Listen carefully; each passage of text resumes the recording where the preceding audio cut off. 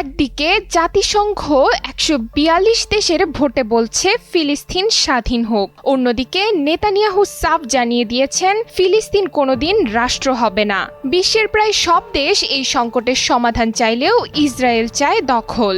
তীব্র এই দ্বন্দ্বে বিশ্ববাসীর প্রশ্ন, কোথায় দাঁড়িয়ে ফিলিস্তিনের ভবিষ্যৎ?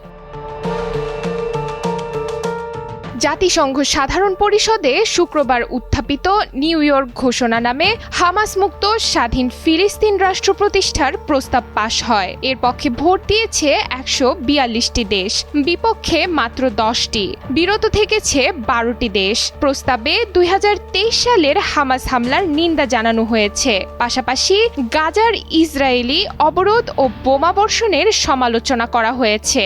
দুই রাষ্ট্রের মধ্যে সমস্যা সমাধানের জন্য নির্দিষ্ট সময়সীমার মধ্যে পদক্ষেপ নেওয়ার আহ্বান জানানো হয়েছে।